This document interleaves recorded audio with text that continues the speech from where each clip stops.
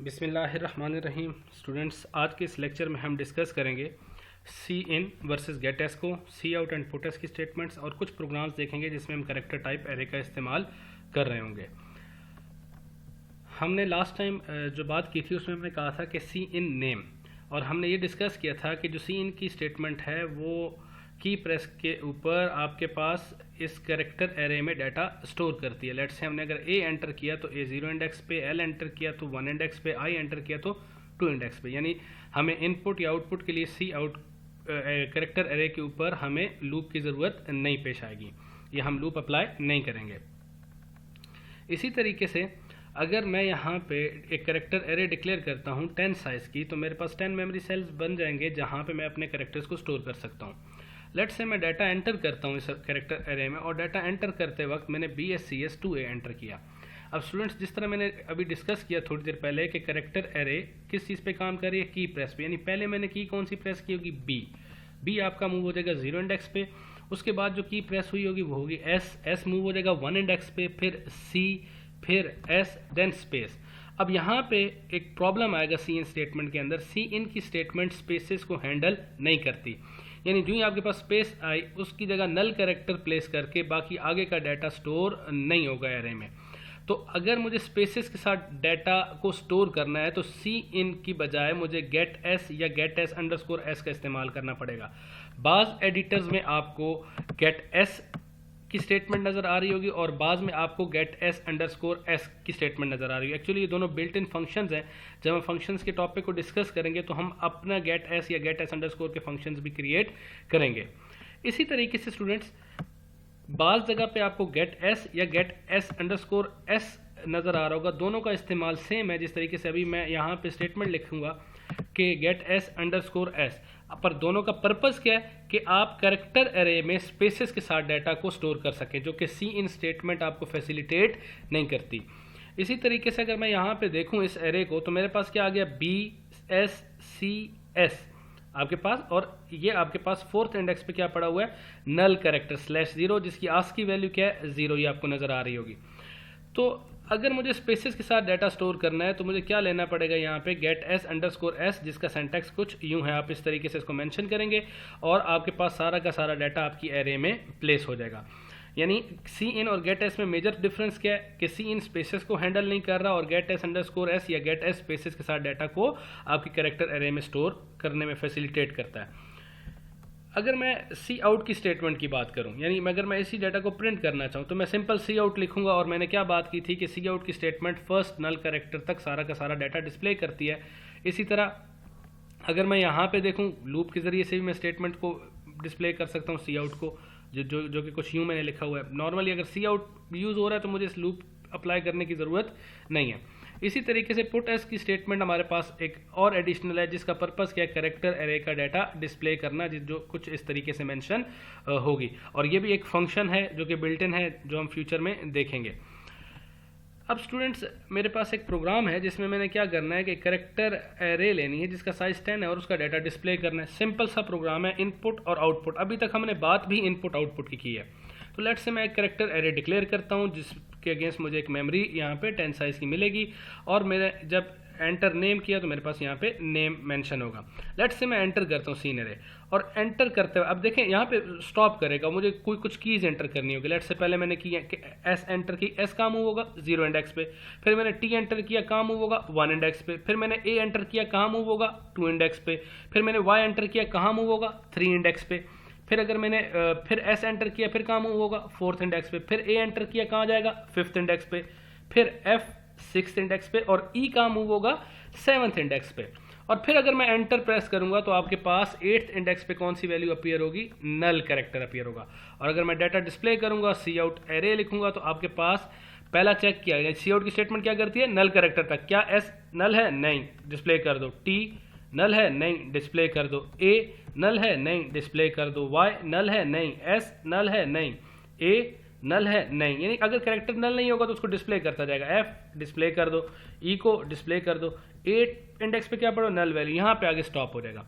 इस particular statement को मैं इस लूप के अंदर भी मेंशन कर सकता हूं, जिस तरह मैंने थोड़ी देर पहले डिस्कस किया। लूप में मेंशन करने या आप इस तरीके से लिख लें, दोनों बातों की आउटपुट सेम जनरेट होगी।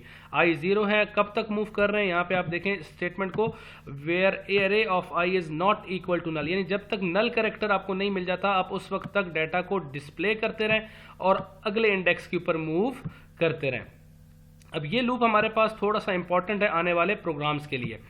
तो हम ज़रा देखते हैं आगे कि हमारे पास एक प्रोग्राम है जहाँ पे हमने एक एरे ऑफ साइज 10 बनानी है and print length of array. अब यहाँ पे आपने थोड़ा सा एक बात को क्लियर करना है कि what is difference between length and size. Length को हम कह रहे हैं नंबर ऑफ कैरेक्टर, लेंथ को हम कह रहे हैं number of characters up to first null character, यानी पहले नल कैरेक्टर तक जितने आपके पास कैरेक्टर अपीयर हो रहे होंगे वो कैरेक्टर एरे की लेंथ बना रहे होंगे। अब ये मैंने डाटा यहाँ तक एंटर कर दिया। अगर आपको मैंने यह थोड़ी देर पहले एक लूप दिखाया था जो कि कुछ इस तरीके से, जिसका पर्पस क्या था, डाटा डिस्प्ले करना। अब आई की वैल्यू कहाँ से स्टार्ट हो रही है, 0 से। 0 array of I is not equal to null, array of 0 को देखें नल है नहीं, तो आपकी आउटपुट होगी और आई में इंक्रीमेंट होगा। जब आई में इंक्रीमेंट हुआ तो अगले इंडेक्स पे मूव होगा। फिर एरे ऑफ 1 को चेक करेगा, नल नहीं है, फिर मूव होगा आगे। फिर यानी ये लूप क्या करेगा आपके पास, ये लूप आगे मूव करता जाएगा। कब तक मूव करेगा, जब तक आई की वैल्यू, यानी एक वक्त आएगा जब आई का पहुंच जाएगा आपके पास 8th इंडेक्स के ऊपर। अब जो ही आप 8th इंडेक्स को देखें, 8th इंडेक्स पे जो आपके पास डाटा पड़ा हुआ है, क्या पड़ा हुआ है, नल पड़ा हुआ है, तो ये इस लूप के अंदर एंटर नहीं होगा। अब इस लूप को बताने का मकसद क्या था, आप नंबर ऑफ कैरेक्टर्स देखें, 0 से लेकर 7 तक, मतलब टोटल नंबर ऑफ कैरेक्टर्स ये कितने, 8 है। आई की वैल्यू क्या है, 8। एक्चुअली आई में आपके पास नंबर ऑफ कैरेक्टर्स ही आ रहे हैं, तो सी आउट अगर मैं एरे की स्टेटमेंट खत्म कर दूं तो डाटा डिस्प्ले नहीं होगा। और लूप के बाहर अगर मैं लेंथ इक्वल्स टू आई की वैल्यू को प्रिंट करूं तो क्या होगा, आपका डाटा, आपकी लेंथ जो है एरे की वो डिस्प्ले हो जाएगी। सिंपल ये लूप था जिसको हम यूज कर सकते हैं एरे की लेंथ फाइंड आउट करने के लिए। अब स्टूडेंट्स एक और प्रोग्राम हम देखते हैं कैरेक्टर एरे में, कि मेरे पास एक कैरेक्टर एरे है जिसका साइज 10 है और मुझे अल्फ़ाबेट्स को काउंट करना है। अल्फ़ाबेट्स मीन्स यानी इसमें कितने अल्फ़ाबेट्स मौजूद हैं, S, T और A, यानी कितने अल्फ़ाबेट्स हैं यहाँ पे, 3 अल्फ़ाबेट्स हैं इसमें। तो मैं यहाँ से स्टार्ट कर रहा हूँ, मैंने इनपुट ले लिया था, मैंने दो मेमोरीज क्रिएट हुई, alpha equals to 0, I equals to 0। अब array of I is not equal to null, अगर मैं एरे ऑफ आई को देखूं this is S is not equal to null, ठीक है, बॉडी में आएगा। एस इज ग्रेटर, ये वाली कंडीशन सेटिस्फाई होगी, अल्फा की वैल्यू क्या हो गई, इंक्रीमेंट हो गई। तो अल्फा, ये एक्चुअली अल्फा क्या है, अल्फाबेट्स को काउंट कर रहा है 1। तो आई की वैल्यू प्लस प्लस हुई, आई की वैल्यू 0 से किस में कन्वर्ट हो गई, 0 से कन्वर्ट हो गई 1 में। तो फिर दोबारा से लूप चला, 1 इंडेक्स को देखें, नल नहीं है क्योंकि 1 इंडेक्स पे कौन सा कैरेक्टर मौजूद है, टी। फिर बॉडी में एंटर होगा। अब ये कंडीशन सेटिस्फाई नहीं होगी क्योंकि टी आपका लोअर केस में है, तो लोअर केस को चेक करेंगे, ये वाली कंडीशन आपकी सेटिस्फाई होगी। फिर बॉडी में एंटर होगा, एल्स इफ की अल्फा प्लस प्लस, अल्फा की वैल्यू क्या हो गई 2, आई प्लस प्लस किया, आई की वैल्यू इंक्रीमेंट करके 2। सेकंड इंडेक्स पे देखें क्या वैल्यू पड़ी हुई है, A is not equal to null, ठीक है, बॉडी में आएगा लूप की। पहली कंडीशन आपके पास सेटिस्फाई नहीं होगी, क्यों, क्योंकि अपर केस है और ये लोअर केस में आपके पास ए है।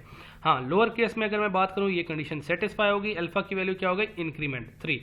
इसी तरह आई की वैल्यू इंक्रीमेंट होगी क्योंकि आई की वैल्यू मैंने किसी कंडीशन इफ स्टेटमेंट में मेंशन नहीं की हुई।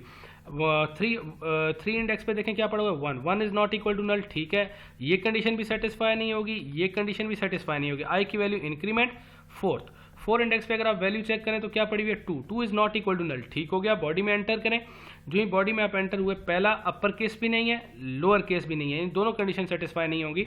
फिर आई की वैल्यू इंक्रीमेंट, आई की वैल्यू जो इंक्रीमेंट हुई डॉलर पे पहुंच गया, जो ही डॉलर वैल्यू आई आपके पास, तो dollar is not equal to null, बिल्कुल ठीक है, डॉलर नल के इक्वल नहीं है। फिर यहाँ पे आपकी ये स्टेटमेंट एग्जीक्यूट होगी, ये स्टेटमेंट को एग्जीक्यूट किया, डॉलर ये सेटिस्फाई भी नहीं होगा, ये भी सेटिस्फाई नहीं होगा। आई की वैल्यू क्या होगी 6 इंडेक्स पे अगर आप देखें तो क्या हो गया, नल वैल्यू। जो ही नल वैल्यू आई तो इसका मतलब है null is not equal to null, false, loop से बाहर आओ और आप क्या डिस्प्ले कर दो, टोटल अल्फाबेट्स, और जहाँ पे आपके पास अल्फा की जो वेरिएबल है उसकी वैल्यू डिस्प्ले होगी, जहाँ पे जो वैल्यू क्या नजर आ रही है, हमें 3 नजर आ रही है। इसी तरीके से अगर मैं इसी प्रोग्राम को चेंज करूं और मैं कहूं भाई मुझे अल्फाबेट्स नहीं काउंट करने, मुझे क्या काउंट करना है, डिजिट्स काउंट करना है, तो सिंपल मेरे पास मैंने एक वेरिएबल क्रिएट किया डिजिट्स काउंट के नाम से, जिसकी वैल्यू क्या है 0। Array of I is not equal to 0, array की 0 मतलब वही लूप चल रहा है, पर हमारे पास स्टेटमेंट जो कंडीशन है वो चेंज है कि ग्रेटर देन इक्वल टू 0 हो या लेस देन इक्वल टू 9 हो, तो फिर हम डिजिट्स में प्लस प्लस कर रहे हैं और इस लूप के एंड पे हम क्या करेंगे, इस डिजिट के वेरिएबल को प्रिंट कर रहे होंगे। जो पॉइंट्स हमने कवर किए स्टूडेंट्स आज के इस वीडियो में, उसमें हमारे पास सी इन और गेट एस के दरमियान हमने डिफरेंस फाइंड आउट किया, सी आउट, पुट एस और लूप के जरिए देखा किस तरीके से डाटा प्रिंट हो रहा है या पुट एस किस तरह यूज होगा, और कुछ प्रोग्राम्स को देखे जो करेक्टर टाइप एरे पे हमने यूज़ किया। और ये प्रोग्राम हमारे आने वाले कुछ प्रोग्राम्स के लिए फैसिलिटेशन हमें प्रोवाइड करेंगे, ये उनकी बेस हैं। तो इन प्रोग्राम्स की मदद से हम फ्यूचर में करेक्टर एरे के ऊपर कुछ और प्रोग्राम्स देख रहे होंगे।